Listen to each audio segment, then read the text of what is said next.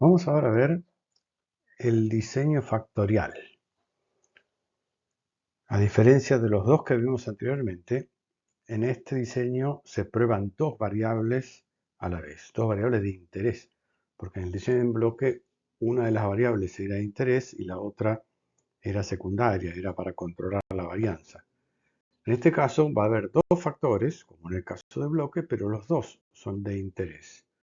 Vamos a ensayar dos variables a la vez.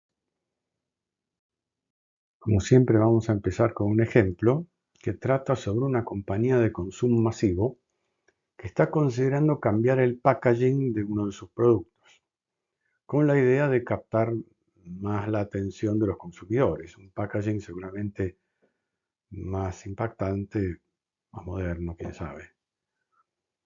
Entonces realiza un experimento para evaluar el nuevo packaging, pero también le interesa evaluar el impacto del espacio de exhibición. Unas góndolas más, donde hay más exhibición del producto, más frentes, ocupa un porcentaje de la categoría más grande, puede conducir a mayores ventas o quizás no. Es otra variable que a la compañía le interesa probar. Entonces va a ser un diseño en dos factores, un experimento en dos factores, variando el packaging, a poner en algunos puntos de venta el viejo y en otros puntos de venta el nuevo, y los niveles de exhibición. En algunos puntos de venta va a exhibir al 15%, va a ocupar el 15% de la góndola, en otros el 30% y en otros el 50%. Y va a registrar la participación de mercado del producto durante una semana, de la marca de ellos. ¿Por qué no usan directamente las ventas? Y bueno, porque los puntos de venta pueden ser distintos, y entonces puede haber más grandes, más chicos, afectados por diversos motivos. En cambio, la participación de mercado, el porcentaje que se vendió de esa marca con respecto a toda la categoría, es más estable. Por eso usan esa variable respuesta. Entonces tenemos aquí dos factores. El packaging, que tiene dos niveles, actual y nuevo, y la exhibición, que tiene tres niveles, 15, 30 y 50%. Y la variable respuesta es la participación de mercado. Aquí tenemos los datos relevados. Hicieron 5 réplicas de este experimento, o sea que utilizaron 6 por 5, 30 puntos de venta, que deben ser bastante homogéneos, lo más homogéneos posible, y además a cada punto de venta se le asignó al azar el packaging actual o nuevo y el porcentaje de exhibición, con lo cual hubo un acuerdo importante con la cadena de supermercados, o las cadenas, pueden haber sido varias, para que ellos respetaran el porcentaje de exhibición que el experimento imponía. Bueno, estos numeritos que vemos acá son participaciones de mercado. Si 9.6 significa que en ese punto de venta donde se exhibió el packaging actual en un 15%, la marca vendió 9,6% de la categoría. Tenemos entonces el factor alfa, que va a ser la exhibición, el beta, que es el packaging. El factor alfa tiene 3 niveles, P igual a 3. El factor beta tiene 2 niveles, Q igual a 2. Y hay N igual a 5 réplicas. Para analizar el experimento, vamos a plantear el modelo que presuntamente genera estos datos. Hemos observado. La Y es la variable respuesta, es decir, la participación de mercado, y está subindicada con una I que recorre los niveles de exhibición, una J que recorre los dos packagings y una A que recorre las 5 réplicas. La YJA, aleatoria, por eso la tilde ondulante, responde a una media general de participación de mercado más un efecto de la exhibición, alfa I, que son 3, más un efecto del packaging, beta J, que son 2, más un término nuevo, alfa beta IJ, llamado interacción, que varía con I con J. O sea, varía con el nivel de exhibición y con el packaging, ambos a la vez. O sea que son 6 elementos. No es un producto alfa por beta, sino que es una sola cosa, una sola entidad matemática. Alfa beta es el nombre que lleva y son 6 elementos. Más, por supuesto, el epsilon, un error aleatorio, que en este caso probablemente sea bastante importante porque es un experimento de campo, con lo cual hay infinitas variables que no pueden ser controladas y están ocurriendo durante la semana en la que haya tomado lugar el experimento. Este modelo está sobreespecificado, tiene 12 parámetros, una media, 3 alfa, 2 beta y 6 alfa beta, que no pueden estimarse, por lo tanto vamos a restringirlos de manera de poder hacerlo. Como antes planteamos la suma de los alfa igual a 0, que quita un grado de libertad, la suma de los beta igual a 0, que quita un grado de libertad. Los beta van a ser entonces dos números opuestos, porque suman 0. Los alfa van a ser 3, con lo cual no serán opuestos entre sí, pero con toda probabilidad el alfa 3, correspondiente a una exhibición de 50%, va a ser positivo, y el alfa 1, correspondiente a 15%, sería negativo, o podrían ser todos nulos, en el caso en que en la exhibición no cambiara las cosas. Sobre la exhibición, sobre esos 6 parámetros, vamos a establecer varias condiciones. A ver, veamos estas ecuaciones que están aquí a la derecha. En primer lugar, tenemos para todo J, la suma de las interacciones en I es igual a 0. J hay 2, por lo tanto, la primera suma son dos sumas igual a 0. Y la que está a la derecha, para todo I, la suma de las interacciones en J es igual a 0. O sea que son 3 sumas, porque I va de 1 a 3. O sea, estamos planteando 5 condiciones para, para especificar bien a los alfa beta, las interacciones. Pareciera que restamos 5 grados de libertad. Sin embargo, no es así. Porque si lo pensamos con cautela, vamos a darnos cuenta que las dos sumas que están a la izquierda y las 3 sumas que están a la derecha, a su vez sumadas unas y otras, producen exactamente la misma ecuación. Por lo tanto, hay una de estas 5 restricciones que es redundante y son 4 los grados de libertad que se pierden. Ya vamos a ver esto más en detalle. Por último, planteamos los supuestos de costumbre sobre el epsilon, sobre el error, la esperanza nula, la homocedasticidad, la independencia y la normalidad, para poder hacer la inferencia. Para estimar cada uno de los parámetros, empezando por mu sombrero, su estimador, va a ser igual al promedio general de todos los datos. Esa y raya punto punto, esos dos puntos, indican que ese promedio se hace a través de I y de J, o sea, a través de todas las exhibiciones y todos los packaging. La estimación de alfa I, de cada uno de los 3 alfa, vamos a hacerla tomando el promedio del I correspondiente, 1, 2 o 3, la exhibición correspondiente, y restándole la media general, o su estimación de la media general. De esa manera van a tener que sumar 0, porque el promedio de los 3 y raya y punto va a ser y raya punto punto. Algo parecido hacemos con beta. Tomamos los dos promedios hacia abajo del dataset, atravesando todas las exhibiciones, promedio para el packaging actual y el nuevo, y le restamos el promedio general. La interacción todavía no sabemos bien qué significa, por lo tanto vamos a saltearla y vamos a estimar el epsilon de la manera más lógica posible. Bueno, el epsilon es lo que tiene de particular cada una de las 30 observaciones del experimento. Si no hubiera error, las 5 réplicas en cada celda de la tabla de datos serían exactamente iguales.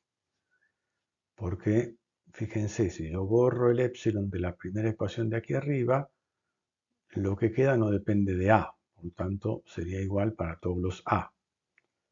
Todas las réplicas serían iguales. Entonces, epsilon es el causante de las diferencias entre las réplicas. Por lo tanto, si a cada observación le restamos el promedio de la celda, Y raya y J, el promedio de la celda, esto lo que indica es la vida propia de cada observación, más allá del promedio de la celda. Y eso es la estimación del error.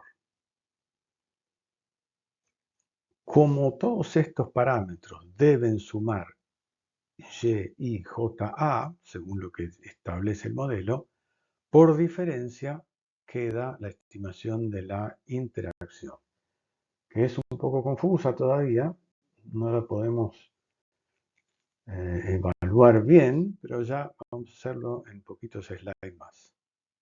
Procedemos ahora a la partición de la suma de cuadrados.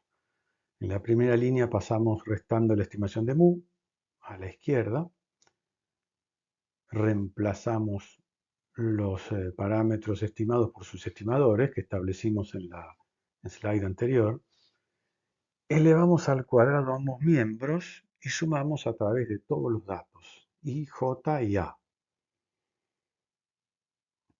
De la derecha tenemos un cuatrinomio elevado al cuadrado, con lo cual genera 6 términos rectangulares, dobles productos, que aquí no están. Y no están porque se anulan todos.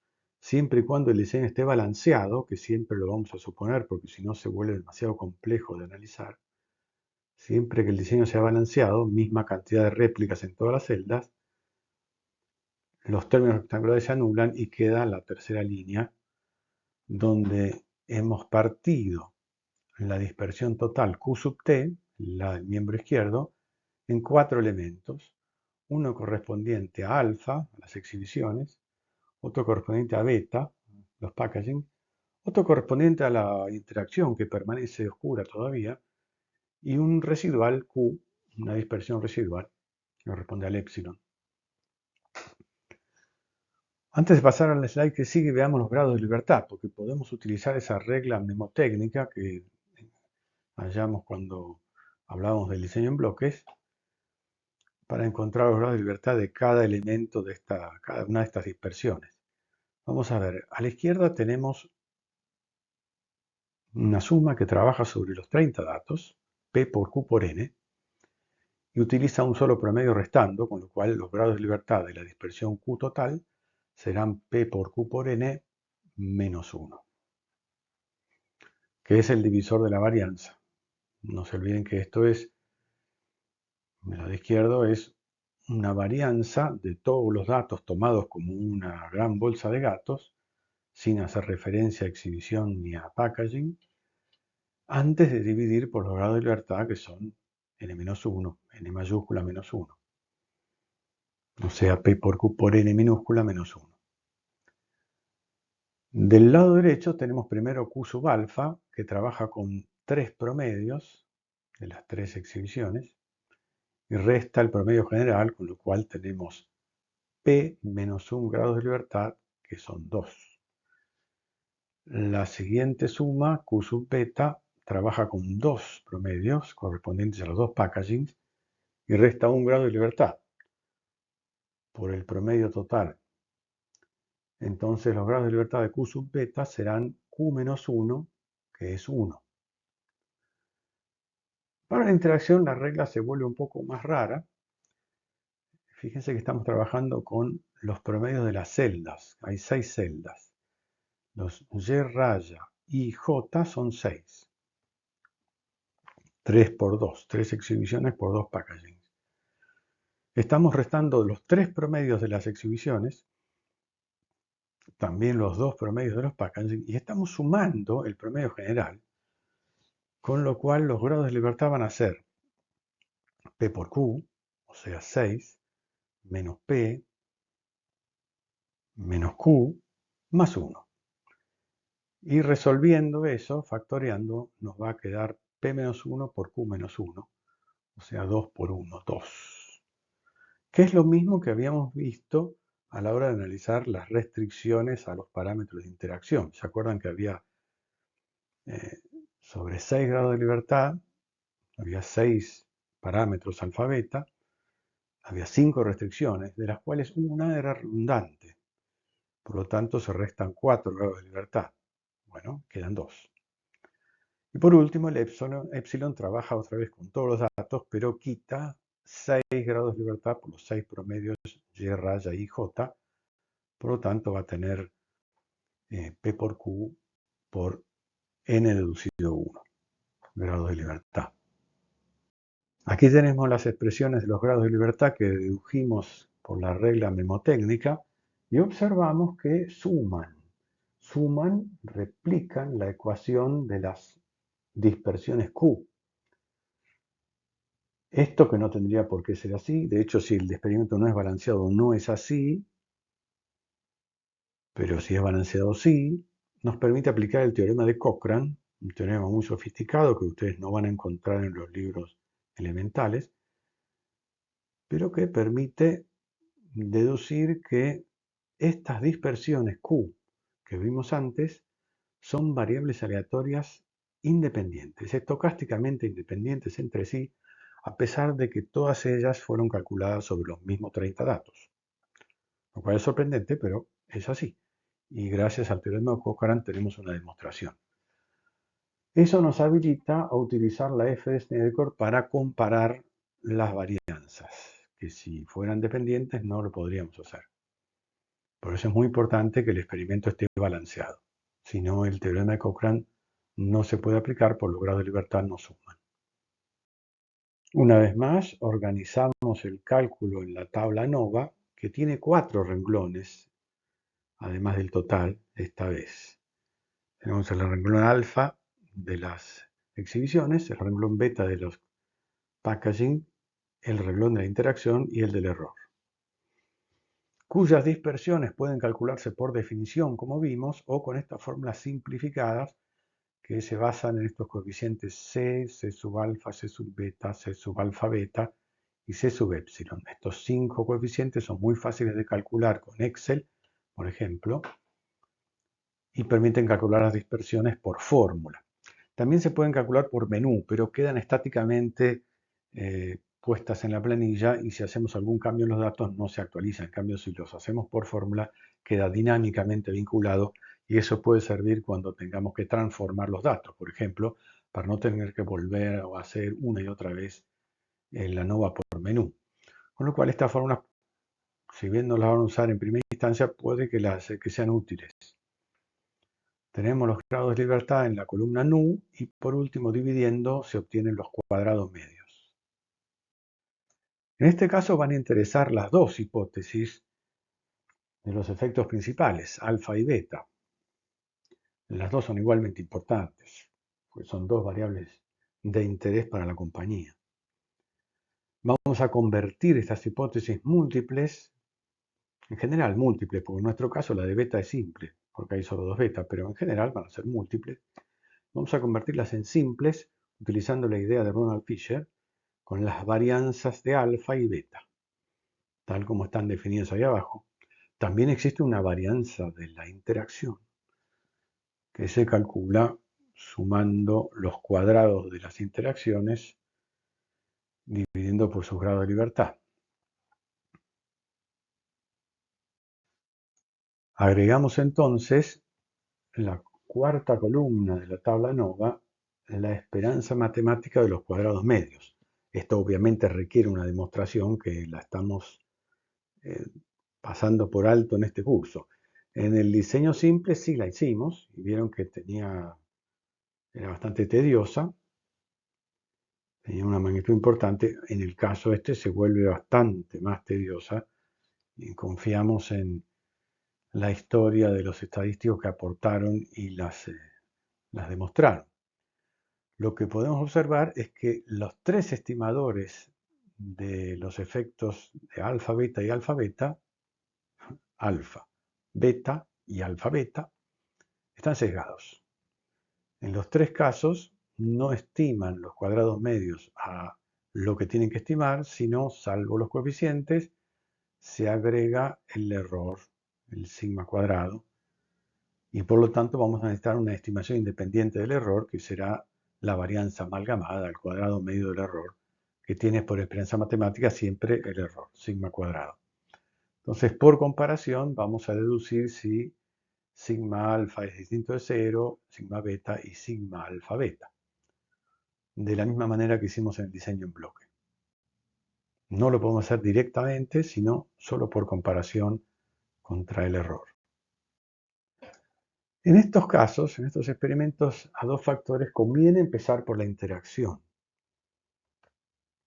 por un motivo técnico que vamos a ver ahora y otro más complicado, más delicado que vamos a ver enseguida.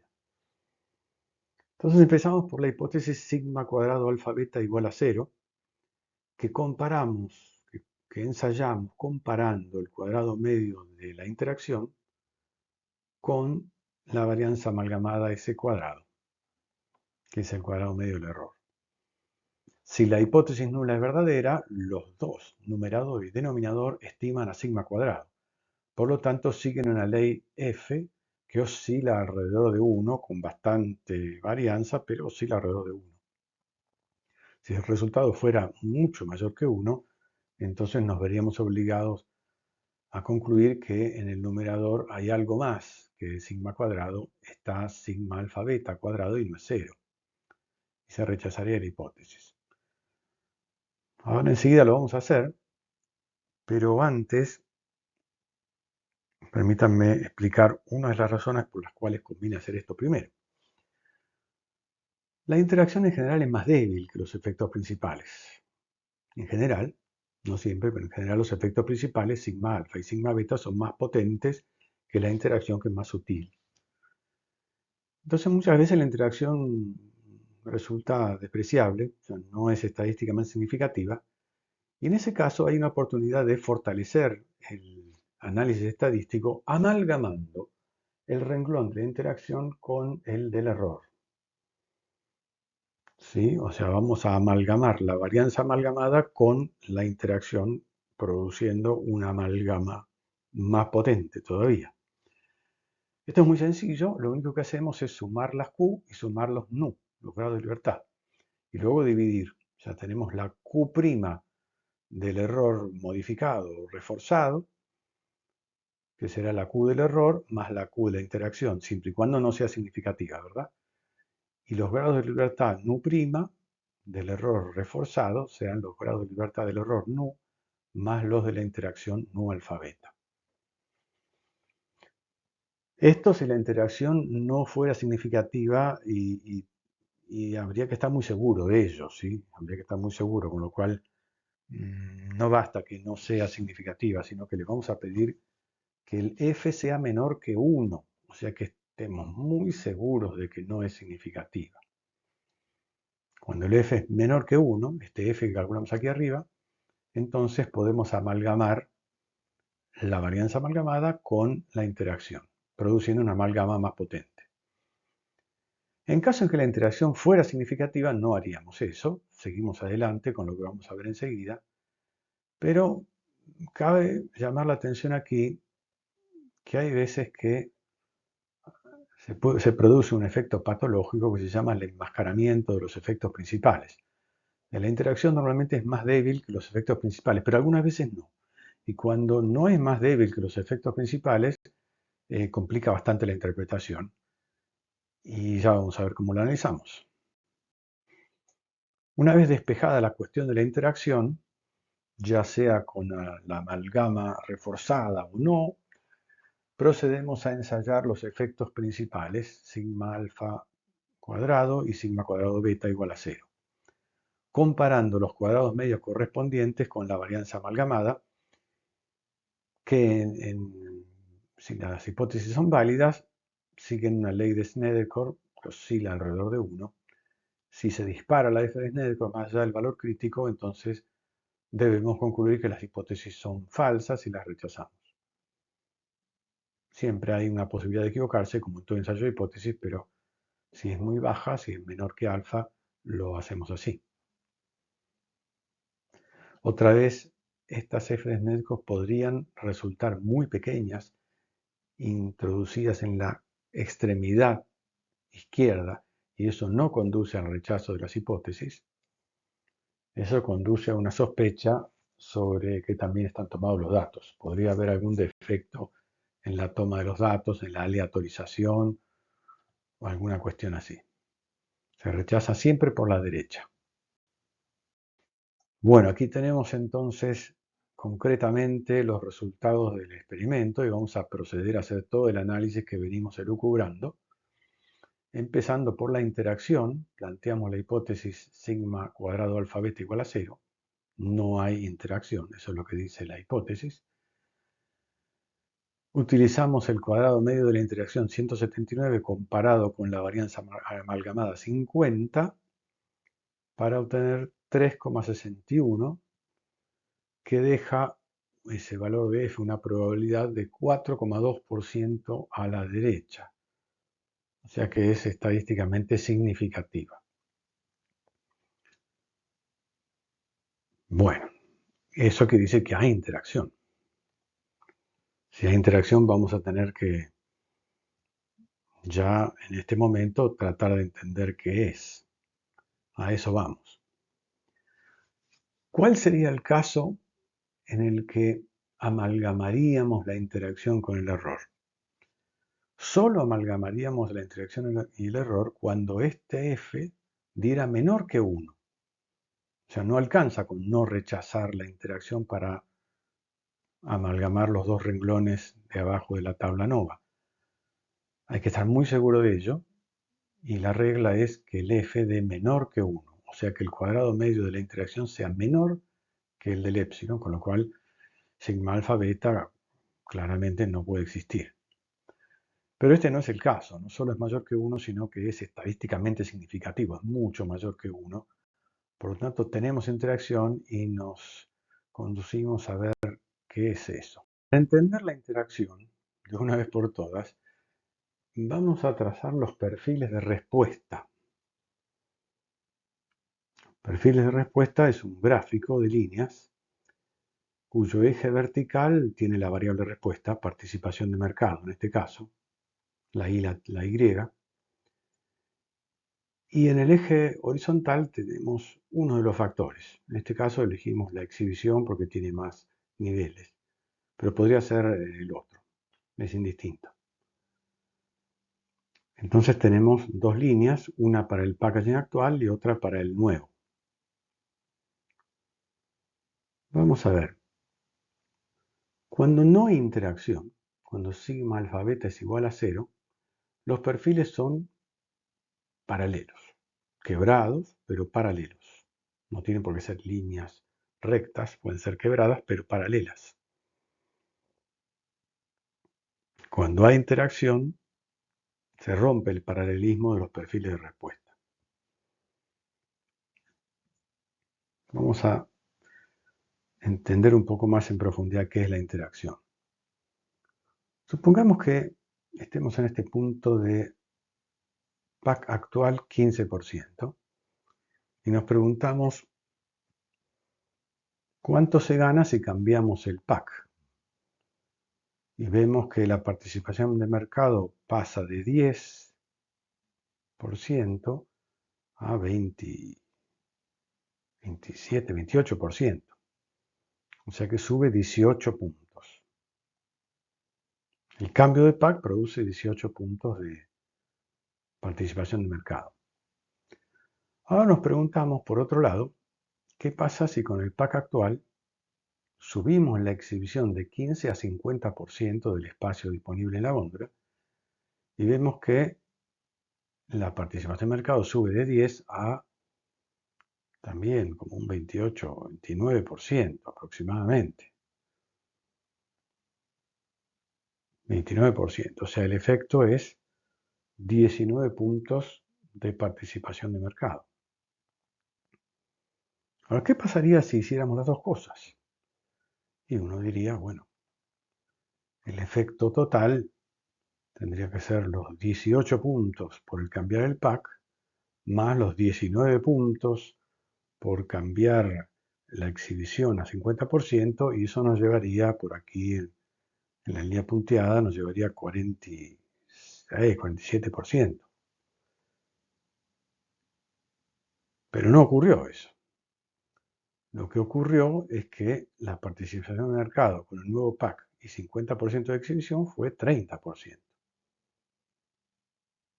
O sea, los efectos no se pueden sumar. No se suman los efectos. 18 más 19 dio 20, de 10 a 30. En fin, no suma. Los efectos no son aditivos. ¿Por qué no son aditivos? Porque hay interacción. Porque si no hubiera interacción, serían aditivos y entonces tendríamos la línea punteada roja. Esta sería la línea del nuevo pack, que crecería paralela a la otra a medida que subimos la exhibición. Eso sería el caso en el que no hubiera interacción. Pero en nuestro caso hay interacción y quiebra el paralelismo y hace que sature o que la línea del nuevo pack, la roja, sea mucho más flat. No son paralelas. O sea que, conclusión, la interacción, cuando no existe, los efectos son aditivos. Cuando hay interacción se rompe la aditividad de los efectos. No son aditivos. Y este es el caso, no son aditivos. Creo que con esto va quedando un poco más claro qué es la interacción. Cuando la interacción es fuerte, como en este caso, se vuelve difícil analizar los efectos principales, porque si a uno le preguntan, bueno, ¿el nuevo packaging es mejor o no que el actual? Y si la exhibición es 15%, sí, pero si es 50% y prácticamente no. Habría que hacer la diferencia esa y ver si es significativa. Sospecho que no. Y si la exhibición es 30, no sé. Sube un poco ahí y habrá que ver si es significativo. Con lo cual la interpretación se vuelve más complicada. También lo podemos ver al revés. Y subir la exhibición de 15 a 50%. ¿Justifica? Porque para eso la compañía va a tener que invertir. Va a tener que dar dinero al punto de venta para que saque otros productos o achique sus espacios y le den más espacio a la marca. Va a tener que invertir la compañía para lograr eso. ¿Justifica esa inversión? Y con el pack actual parece que sí, porque sube la participación de 10 a 29%. En cambio, con el pack nuevo, la suba es muy leve. No estoy seguro que haya diferencia significativa y menos que justifique la inversión. Bueno, vamos a ver cómo seguimos el análisis entonces. Vamos a analizar los efectos principales ahora, que todavía no los analizamos. Habida cuenta de que podemos tener algunos problemitas porque hay interacción. Vamos a ver. Planteamos la hipótesis sigma cuadrado alfa igual a 0, es decir, que la exhibición no importa, no produce ningún efecto, eso es lo que dice la hipótesis.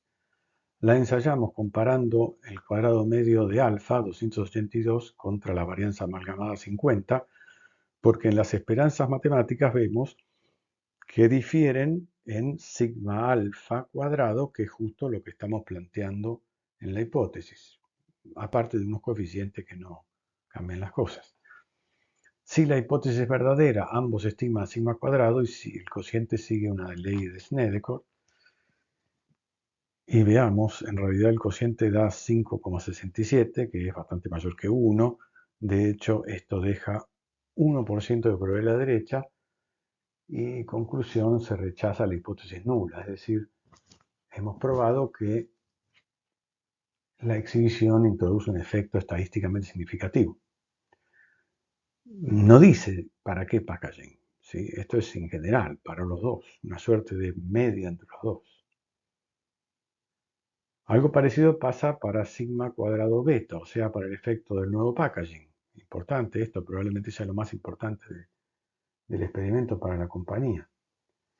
Lo discernimos comparando el cuadrado medio de beta, 545, con la varianza amalgamada, que da 11, dejando un alfa asterisco muy pequeño, 0,3%, que conduce a rechazar la hipótesis nula. Esto permite concluir que el nuevo packaging supera al actual en participación de mercado. Es evidentemente más impactante, llama más la atención. Y esto es indistintamente de la exhibición, una media para todos los niveles de exhibición. En los experimentos a dos factores también se pueden hacer comparaciones múltiples. De hecho, cuando hay interacción es muy importante porque nos va a permitir dilucidar todas estas cuestiones de las que hablamos cuando veamos los perfiles de respuesta. Las expresiones que están aquí son muy parecidas a las del experimento simple. En realidad hay dos niveles a los que se puede hacer comparaciones múltiples. Podemos hacer comparaciones múltiples a un nivel más bajo, al cruce entre niveles de exhibición y packagings, entre esas 6 medias, cada una calculada con n minúscula datos, y estas son las expresiones que permiten comparar esas 6 medias. El método de Student permite comparar siempre que estemos haciendo comparaciones independientes. Los coeficientes dependen de dos índices I y J, porque son 6 medias que están variando en esos dos índices, pero el denominador es n minúscula. Se puede aplicar el método de Dunnett siempre y cuando exista un grupo control de todo el experimento. Cada vez es más difícil eso. En el caso del packaging tendríamos un control en el actual, pero el nivel de exhibición no tenemos información sobre que haya un control. Quizá hoy en día la exhibición sea 15% y sea un nivel de control, el menor, pero no tenemos ese dato. O sea que no lo podríamos aplicar. En cambio, el método Tukey sí lo podríamos aplicar y se utiliza la misma expresión que siempre. Hay otro nivel al que podríamos hacer comparaciones y es entre niveles de exhibición o entre packagings. Y ahí estamos a un nivel más alto, en el cual los promedios están calculados con más datos. Entonces el n que está en este denominador, en todos los estadísticos, pasa a ser p por n o q por n según la cantidad de datos sobre la cual esté calculado cada promedio de los que se comparan. Algo parecido a lo que nos pasaba en bloques. Vamos a plantear en este caso la respuesta a una pregunta bastante difícil, que es la siguiente. ¿Se acuerdan el perfil de respuesta del pack nuevo, la línea roja, que era bastante flat? La pregunta es, ¿vale la pena invertir en exhibición una vez tengamos el nuevo packaging en el mercado? Ya hemos probado que el nuevo packaging supera al actual, con lo cual eso conduce a la decisión de lanzar el nuevo packaging. Ahora la pregunta que sigue es, ya que tenemos una evaluación de la exhibición, ¿valdrá la pena seguir invirtiendo en exhibición una vez que tengamos el nuevo packaging más atractivo? ¿O el nuevo packaging, como es más impactante y atractivo, atrae a cualquier nivel de exhibición? Para eso vamos a aplicar el método de Tukey porque necesitamos hacer tres comparaciones, los tres niveles de exhibición entre sí, para el pack nuevo. O sea, de las 6 medias vamos a comparar 3 entre sí. Pero son dependientes, no son independientes porque son como diferencias de medias de un experimento simple. Pueden probarlo ustedes, que los coeficientes, los productos escalares no son cero. Bueno, entonces hacemos estas tres comparaciones. Mu 2 significa la media de la participación de mercado para exhibición número 1, 15%, y packaging 2, o sea, el nuevo. Mu 2 es exhibición número 2, packaging 2, y así sucesivamente todas las otras. En la primera comparamos entonces exhibición 15 con exhibición 30%, la segunda comparamos exhibición 15 con exhibición 50%, y la tercera compara 30 con 50. Como vemos, en ninguno de los casos se rechaza, o sea, esa curva flat que veíamos realmente es flat, No hay diferencia significativa entre ninguna de las tres medias. Conclusión, una vez que tengamos el nuevo packaging, la compañía se puede ahorrar todas estas inversiones en espacio, en alquiler de espacios de góndola. Dijimos antes que hay algunos casos en los que la interacción cobra una importancia inusitada y es capaz de complicarnos el análisis de experimentos.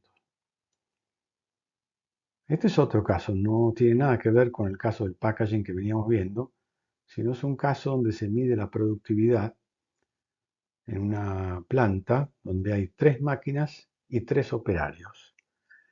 Entonces se pone cada operario a trabajar con cada una de las máquinas y se mide la productividad, piezas por hora producidas. Y se obtiene este perfil de respuestas. Como vemos, el operario B1 anduvo muy bien con la máquina A1, muy mal con la A2, se ve que no la sabía usar, y también anduvo bien con la máquina A3. En cambio, el operario B2 es un espejo del anterior, se ve que está cómodo operando con la máquina 2, pero mal con la 1 y con la 3. Y el operario 3 anduvo muy bien con la máquina 1, más o menos con la 2 y mal con la 3. Estos perfiles de respuesta claramente no son paralelos, con lo cual seguro que hay interacción. No hay ninguna duda con este entrecruzamiento salvaje que va a haber interacción. Ahora, el entrecruzamiento de los perfiles no es solamente una falta de paralelismo, sino hay un entrecruzamiento salvaje que puede enmascarar los efectos principales. ¿Qué significa eso?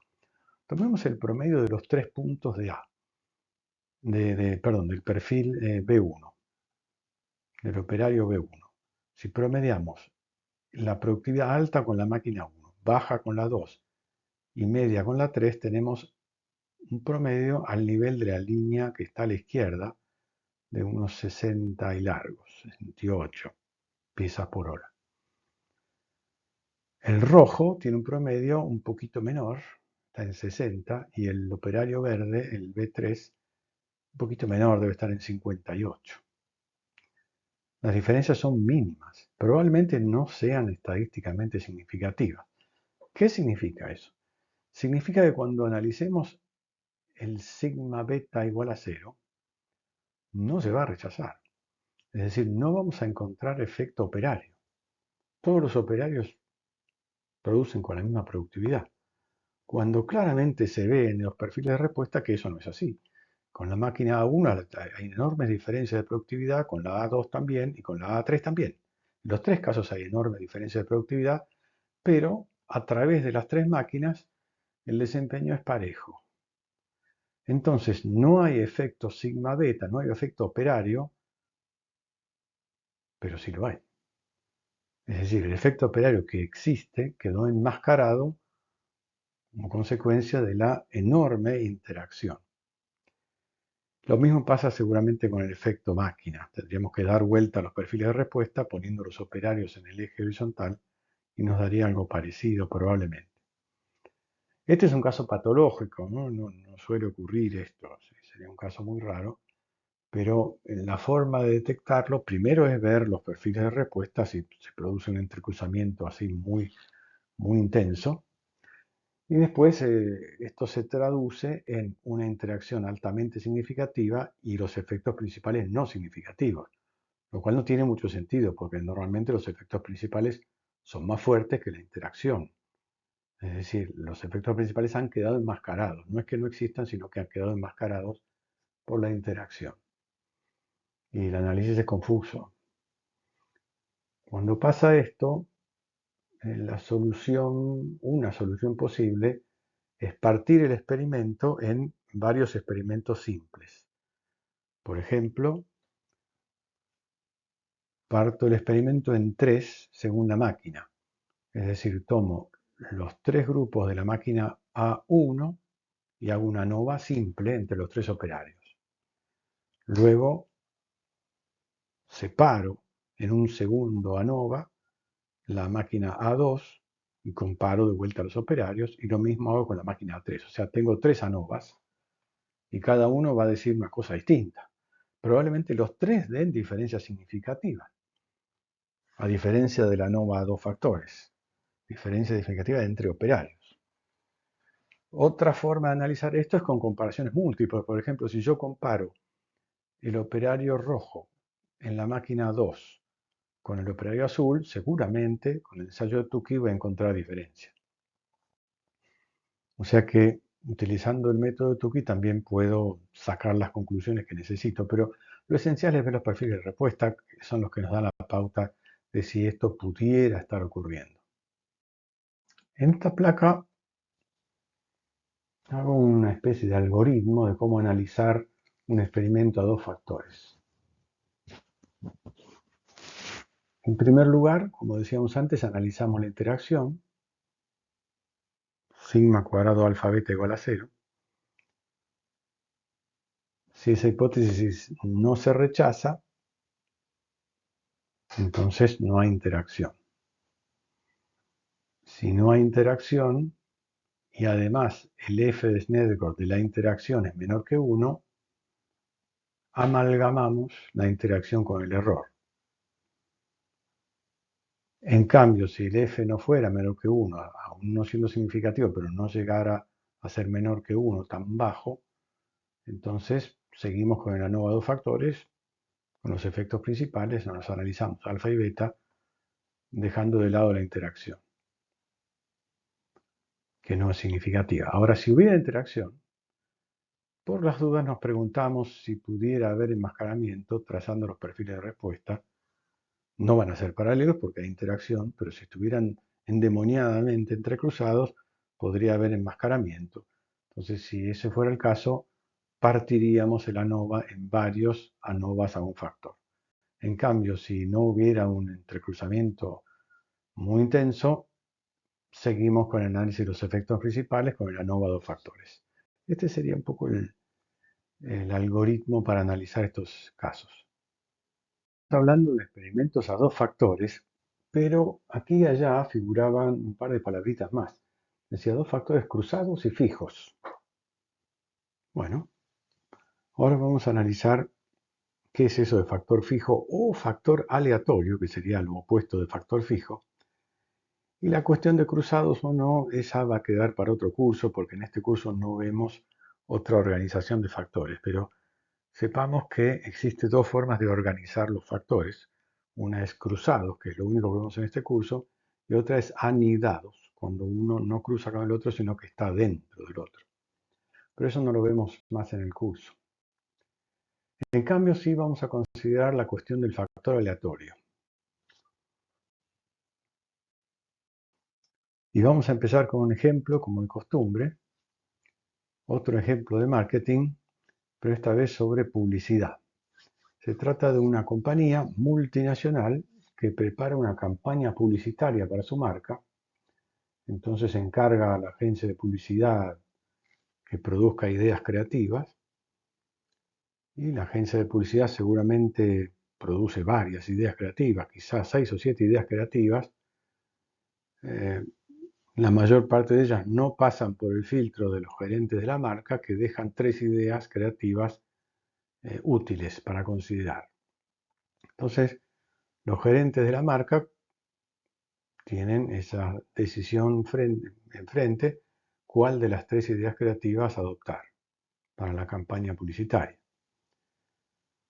Ocurre que las ideas creativas no siempre funcionan igual en todos los países. Por cuestiones culturales, una idea con humor, por ejemplo, puede que haga reír a los ingleses y no a los franceses, o a los americanos y no a los argentinos. Es decir, puede que no funcione igual en todos los países, por las culturas, las historias.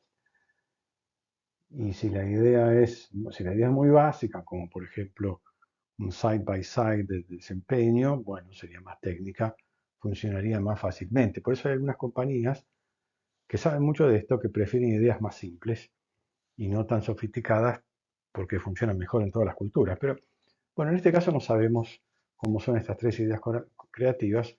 Lo que la compañía quiere asegurarse es que funcionen en todo el mundo. Entonces, hace un experimento para probar la efectividad de estas ideas creativas. ¿Cómo hace? Bueno, filma el comercial, hace una filmación casera del comercial, los tres, con las tres ideas creativas. A lo mejor una tiene humor, la otra tiene side by side de desempeño, la tercera, no sé, algún otro tipo eh, de formato. Y realiza un experimento de la siguiente manera. Esto es muy delicado, ¿no? Evaluar publicidad es muy, muy delicado porque no se le puede preguntar al consumidor el desempeño. El consumidor no tiene la capacidad de decirnos, de verbalizar nada útil sobre un comercial, lamentablemente. Entonces, lo que hace la compañía es, a través de una consultora que hacen estas cosas, miden la preferencia por la marca antes del experimento. En un contexto competitivo, por ejemplo, se le da a elegir entre todos los productos, todas las marcas de la categoría y se registra el porcentaje que elige la marca de la compañía. No sé, 10%. Luego se presenta el comercial disfrazado de otra cosa. Por ejemplo, se invita a la gente a ver una serie y dentro de la serie se mete el comercial y se ponen comerciales de la competencia y se dibuja de forma tal que el consumidor que está viendo eso realmente no sepa lo que está participando de una evaluación publicitaria. Después de la exposición al comercial, esta exposición combinada, se vuelve a medir la preferencia por la marca y se determina otra vez el porcentaje de gente que elige la marca. Supongamos que sea, por ejemplo, 15% ahora. Eso quiere decir que pasó de 10 a 15, o sea, subió un 50%. Tenemos entonces un índice de persuasión de 1,5. 15% dividido 10%, la preferencia post-comercial dividido la preferencia precomercial va a ser la variable respuesta del experimento. Ahora, los gerentes de marca querrían probarla en todo el mundo, pero no tienen presupuesto para ello. Muchos países, muchas culturas, hay países que tienen varias culturas adentro también, como la India, por ejemplo, no pueden evaluar más que en 4 ciudades. Bueno, hacen la lista de las grandes ciudades del mundo, las que tienen más de 1 millón de habitantes y son aproximadamente 300. Y solo pueden ensayar 4. Entonces se presenta una disyuntiva, ¿cómo elegimos las 4? Porque si elegimos las 4 ciudades expresamente, por ejemplo, las 4 ciudades más grandes del mundo, o las más grandes del mundo en consumo de estos productos, o utilizamos algún criterio eh, determinista, ¿qué va a pasar? Va a pasar que el resultado del experimento va a ser válido para esas 4 ciudades y nos quedan otras 296 ciudades para las cuales el experimento no es válido. Entonces, la compañía decide elegir las 4 ciudades al azar entre las 300. Y ahí introduce el factor aleatorio. Entonces, un factor es aleatorio cuando sus niveles en la población son muchos y elegimos los niveles que participan en el experimento no expresamente, sino al azar. Aquí tenemos dos factores. El factor idea, creativa, que no fue elegido al azar. Entre las 7 ideas que presentó la compañía, los gerentes eligieron 3 porque saben que esas son las 3 que tienen alguna posibilidad de ganar, de andar bien. Entonces es un factor fijo. Por más que hubiera más ideas, no importa, es un factor fijo. El factor ciudad es aleatorio porque se eligieron 4 al azar entre las 300. Luego en cada ciudad se hacen 5 réplicas, 5 mediciones, cada medición con un grupo de consumidores. Aquí tenemos los resultados, pero ya están agregados. Son los índices de persuasión, donde 1 significa que el comercial no afectó la preferencia de marca, si es mayor que 1 la aumentó, si es menor que 1 alienó consumidores, sería tremendo que una idea publicitaria alejara a los consumidores de la marca y se ve que está pasando en algunos casos. Estos valores son ya promedios de las 5 réplicas. O sea, no tenemos aquí los datos individuales, pero sí tenemos la suma de los cuadrados de todos los datos, que es 100 casualmente, y eso nos permite analizar igual aunque no tengamos los datos individuales. Alfa será el factor idea publicitaria, con 3 niveles, P igual a 3, y P mayúscula es la cantidad de niveles totales en la población, que es 3, porque las ideas descartadas no intervienen. Beta es el factor ciudad, que tiene 4 niveles en el experimento, Q minúscula igual a 4, y en la población tiene 300 niveles, 300 ciudades posibles, que a los efectos de este análisis es un valor muy parecido a infinito. Ya cuando supera 20 puede aproximarse por infinito, lo cual va a simplificar mucho las cosas. De hecho, con el factor aleatorio es finito, se complican bastante las cosas y no lo vemos en el curso. Pueden consultarlo en el libro de García, La solución. Y por último, n igual a 5 son las réplicas que están detrás de cada uno de estos 12 promedios que vemos aquí. Vamos a plantear el modelo que presuntamente subyace a los datos. El modelo es el mismo que con factor fijo, solo que aparecen esas tildes ondulantes sobre los parámetros alfa, beta y alfa, beta. En nuestro caso, alfa, que sería el factor de idea publicitaria, no debería llevar la tilde ondulante porque es un factor fijo. Beta sí, porque los 4 betas que tenemos en el experimento provienen aleatoriamente de 300 betas que andan en el mundo y alfa beta hereda esa aleatoriedad, la interacción. Las condiciones para que los efectos sean estimables e identificables son las mismas que en factor fijo, eso no cambia, y los supuestos del modelo tampoco cambian.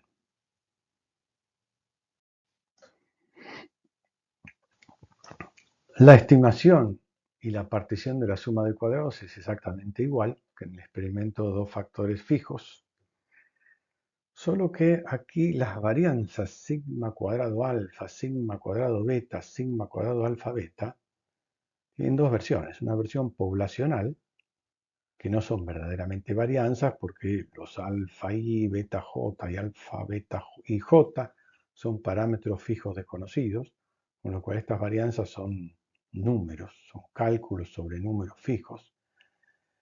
Y tienen versiones estimativas, es el sigma cuadrado alfa sombrero, en este caso no va a correr esto porque las ideas publicitarias son factor fijo, pero sigma cuadrado beta sombrero es la estimación que vamos a hacer de la varianza entre los efectos de las ciudades. Con 4 ciudades no vamos a poder calcular el verdadero sigma cuadrado beta, sino que vamos a meramente estimarlo. Y la interacción también va a tener esa característica.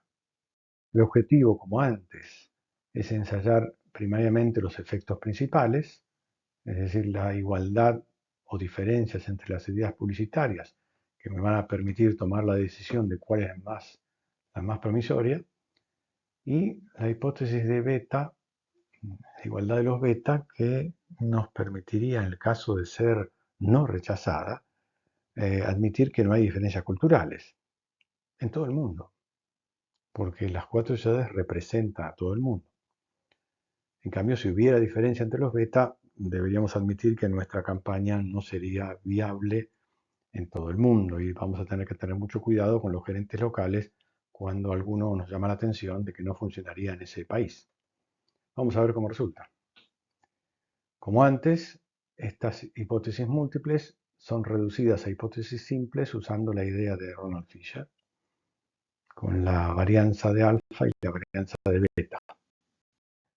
El cálculo de la tabla ANOVA es exactamente igual que en el factor fijo, pero cambian las esperanzas matemáticas de los cuadrados medios, como se ve en la columna de la derecha.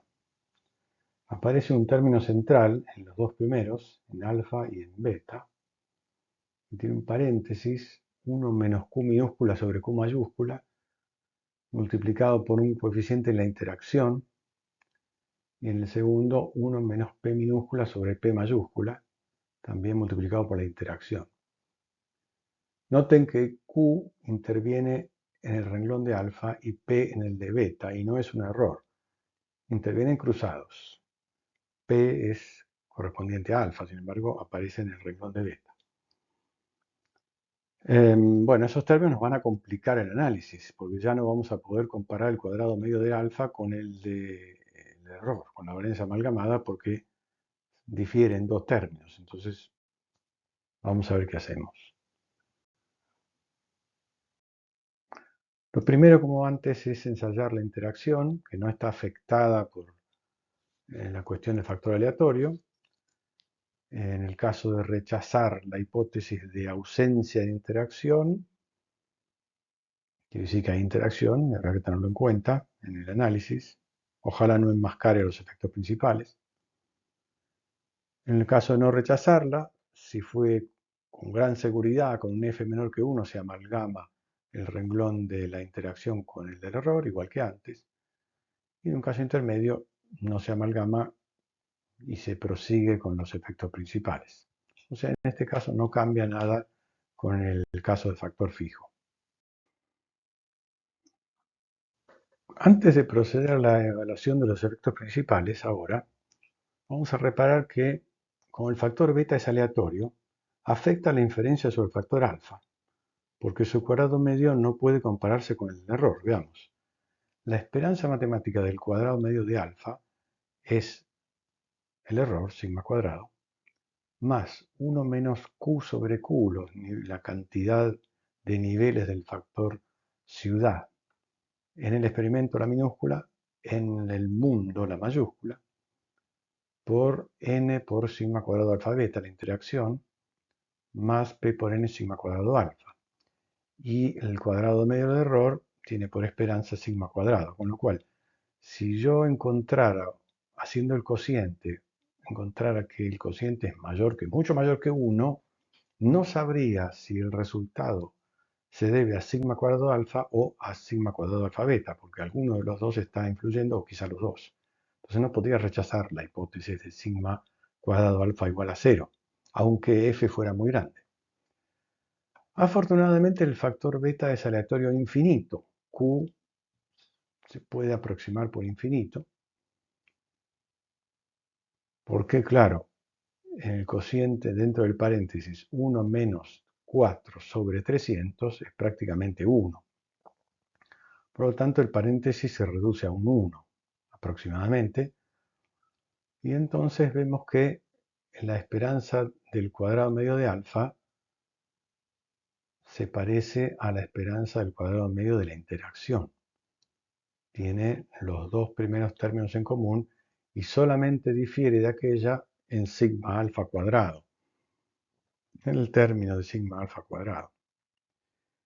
Entonces, esta comparación sí nos permite dilucidar sigma cuadrado alfa, porque si es distinta de 0, va a marcar una diferencia entre estos dos cuadrados medios. Para analizar sigma cuadrado alfa, entonces, la hipótesis que está aquí abajo, hacemos el cociente de los cuadrados medios de alfa con el de la interacción, en vez del error.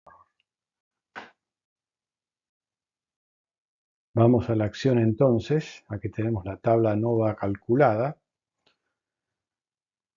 Y vamos a ensayar primero la interacción, comparando el cuadrado medio de interacción 0,51 con el error 0,08.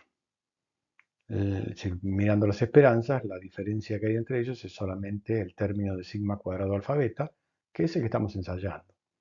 Por lo tanto, si el cociente da mucho mayor que 1, rechazaremos la hipótesis de sigma cuadrado alfa beta igual a 0. Efectivamente dio 6 veces, 6,34, que deja una probabilidad alfa asterisco aproximadamente nula a la derecha. Por lo tanto, hay interacción. Como hay interacción, no se puede amalgamar el renglón de la interacción con el del error de ninguna manera. Más bien vamos a tener que entender cómo se produce esa interacción, para lo cual vamos a los perfiles de respuesta. Los perfiles de respuesta, recuerdo que en el eje vertical está la variable respuesta, o sea, el índice de persuasión, Y en la variable horizontal, uno de los factores, elegí la ciudad. Podría haber puesto las ideas, pero elegí la ciudad. Y vemos que no son paralelos como anticipaba el ensayo de interacción. Si no hubiera habido interacción serían aproximadamente paralelos, pero como hay altamente significativa, son bastante paralelos salvo por la ciudad B. Pareciera que la ciudad B tiene una cultura un poco diferente de las otras y las ideas funcionan distinto ahí. De hecho, ninguna funciona muy bien. Se ve que es una cultura bastante refractaria a la publicidad. Pareciera que la idea 3, la verde, es la que supera a las otras en todas las ciudades salvo la B, pero lamentablemente no podemos generalizar esa conclusión. Pero vamos a analizar los efectos principales.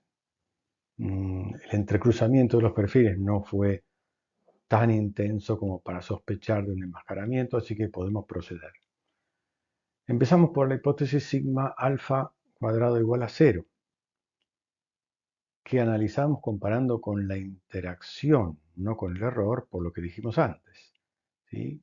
Tanto el renglón de alfa como el de la interacción comparten los dos primeros términos, que son exactamente iguales con el mismo coeficiente n, y difieren solamente en el término de sigma cuadrado alfa, que es lo que estamos ensayando. Entonces comparo 3,25 con 0,51, el cociente 6,38 deja una probabilidad de 3,3% a la derecha que me permite rechazar la hipótesis. Es decir, hemos encontrado diferencia entre las ideas. No sé si detectaron algo raro, que en el ensayo de interacción la F dio aproximadamente 6 y se rechazó muy holgadamente, con un alfa asterisco muy bajo. Sin embargo, acá la misma F de Snedeker rechaza con una probabilidad que no está tan lejos del valor crítico 5%. No. ¿Por qué se produce eso? Bueno, eso es consecuencia de los grados de libertad. Si comparáramos con el error, el denominador tendría 48 grados de libertad, que eso hicimos en la interacción. Pero estamos teniendo un denominador con 6 grados de libertad y eso debilita mucho a la F de Snedeker, se vuelve mucho más flat. Por lo tanto, para rechazar hay que tener un valor mucho más extremo. Es decir, con una varianza 6 veces mayor que la otra, apenas conseguimos rechazar. En cambio, si hubiésemos comparado contra el error, hubiera sido un cociente de 40, que era altamente significativo, pero no se podía, porque en este caso, por las razones anteriormente expuestas, no se puede. Pasamos ahora a ensayar el factor ciudad, que es un factor de interés en este diseño. Planteamos sigma cuadrado beta igual a 0. No hay diferencia entre las ciudades si esta hipótesis fuera cierta. Y ahora sí comparamos el cuadrado medio de beta, 0,55, con el del error, porque solo difieren las esperanzas en beta, en sigma cuadrado beta. Y el resultado es 6,89, pero en este caso se rechaza holgadamente con un alfa asterisco de 0,1%. Es decir, hay diferencia entre las ciudades, claramente. Esto es una desgracia para el gerente de marca global porque va a tener que ir país por país viendo si la puede aplicar o no. Y tiene información de 4 países nada más, 4 ciudades. Va a tener que preguntarle a cada uno de los gerentes locales si la idea creativa 3, que aparentemente es la mejor, es viable en el país o no. Porque podría encontrarse con sorpresas y va a tener que respetar la opinión local, lo cual es muy antipático para un gerente global que pretende aplicar una sola campaña en todo el mundo y tener un desarrollo mucho más eficiente firmando un solo comercial y manteniendo una sola estrategia global. Pero lamentablemente va a tener que hacer lugar a los reclamos locales. En realidad no sabemos si la idea 3 es mejor que las otras, o sea, sabemos que hay diferencias y sabemos que la idea de 3 dio arriba, salvo por la ciudad B, esa ciudad que donde todo dio mal.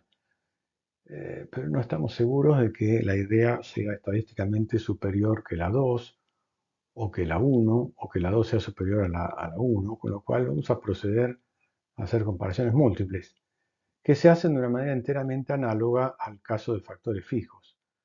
suponiendo que tuvieran sentido las comparaciones. Porque, por ejemplo, eh, si las las cuatro ciudades elegidas hubieran sido cuatro ciudades ignotas de las 300 grandes, tendría poco interés hacer las comparaciones, porque serían comparaciones puntuales que a nivel global no tendrían ningún interés.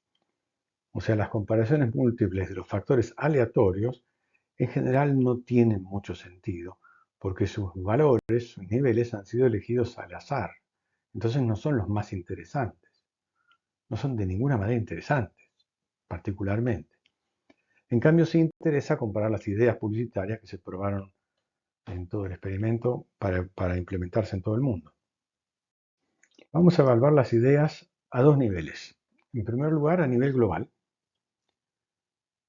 Como quiero comparar todas las ideas contra todas, no hay ningún control en este experimento. Este experimento no tiene control. O sea, no existe la idea actual. No existe la idea actual porque la idea actual no se puede probar. Porque si es actual, ya impactó la mente del consumidor, ya el consumidor la conoce, está habituado a esa publicidad, quizás ya esté cansado de esa publicidad y ya no se puede evaluar. Es decir, la publicidad emitida ya no se puede evaluar. Es como el principio de Heisenberg, algo parecido. Entonces eso complica mucho la evaluación publicitaria porque no se puede controlar contra un control. O sea, no sabemos si estas tres ideas son mejores a las que emitimos últimamente. Bueno, descartado el método de Dunnett, entonces vamos a aplicar el método de Tukey para comparar todas contra todas las tres ideas creativas. Vean ustedes que en la Q de Tukey tenemos tres grupos, porque estamos comparando las tres ideas, utilizando los cuatro países, las cuatro ciudades, digo, como base. Por lo tanto, en el denominador de la raíz cuadrada de abajo hay 5 réplicas por 4 ciudades, porque 20 datos son el total sobre el que se apoya cada uno de estos promedios, todos estos tres promedios que estamos comparando. Las tres comparaciones resultan estadísticamente significativas, por lo tanto, a nivel global general, la idea 3 supera a la 2 y a la 1, y como es la que mejor dio, la que más persuade, entonces es la decisión global. Si por alguna de esas razones del destino interesara hacer una comparación en una ciudad, que seguramente al gerente global no le interesaría porque fueron ciudades elegidas al azar, pero a lo mejor al gerente de marca de la ciudad A le interesa hacer la comparación. Entonces en esta parte de abajo comparamos la idea 2 versus la 1 y la 3 versus la 1, también por el método de Tukey porque no hay ninguna grupo control. Y vemos que la 3 supera a la 1, pero analizando solo los datos de la ciudad A, la 2 y la 1 resultan indistintas. No logra superar la 2 a la 1 estadísticamente. Fíjense que la Q en este caso tiene 12 grupos, porque en este nivel hay 12 grupos. Estamos en el nivel en que hay el nivel de idea ciudad. Hay 3 por 4, 12 grupos. Cambia el parámetro de la Q. Y el denominador también cambia, solo n, porque cada uno de los 12 promedios se calcula sobre 5 réplicas. Estos promedios que están arriba no son los mismos que los de arriba, ¿sí? Porque son los de la ciudad A. Están calculados sobre 5 réplicas, por eso dentro de la raíz cuadrada el denominador es 5. Conclusión, el gerente de marca de la ciudad A coincide que la idea 3 es mejor que la 1, de la 2 no tiene mucho que decir. Nos faltaría comparar la 3 con la 2, pero no me alcanzó la placa. Se los dejo.